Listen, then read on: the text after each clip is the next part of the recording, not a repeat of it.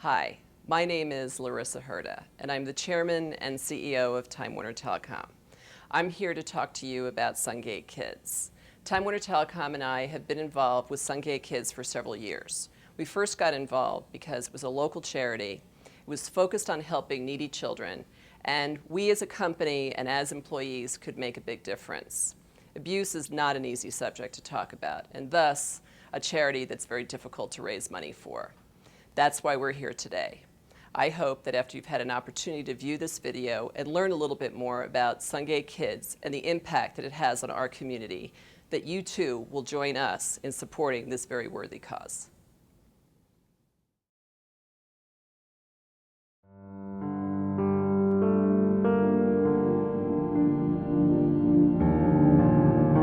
One day we had a little girl come in, 4 years old, and I remember her because she had the biggest, brownest eyes I think I've ever seen. Sweet little girl, and she was talking about how her next door neighbor, who's a man in his 60s, was trying to have sex with her. He put some baby oil right there. Then what? And he tried to put it in. And the police brought this little girl to Sungate Kids, and she was able to talk to us about it. With your hand? What'd you do? Do it up and down. Up and down?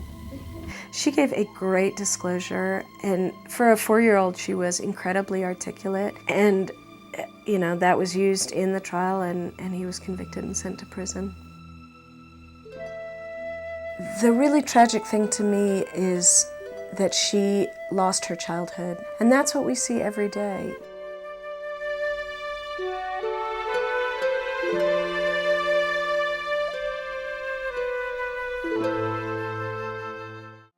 What brings a child to Sungate is very serious abuse. They may have observed very violent behavior, or they may have been the victim of a violent act. Sungate allows that child to come to a safe place and talk about it, for it to be recorded, and that they don't have to keep talking to professionals about what had occurred. And part of the reason Sungate was started was because we don't want kids to have to go to police departments to be interviewed. We don't want them to feel like they're in trouble for something.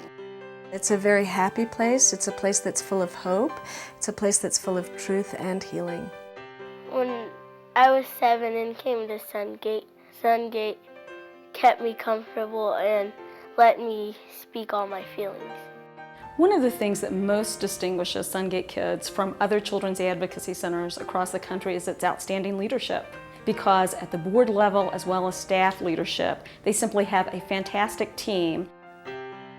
One of the things that attracted me to Sungate Kids is they're a rather small organization with a total annual budget of less than $1 million. So if you give $500 or $1,000 or $10,000 to Sungate, you've made a significant and a direct impact.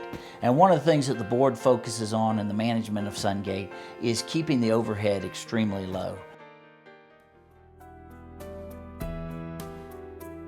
It used to be that the statistics told us that 1 in 4 girls and 1 in 6 boys would be sexually abused before reaching the age of 18. Sadly, the statistics have changed so that 1 in 3 girls and 1 in 5 boys will be sexually abused before reaching the age of 18.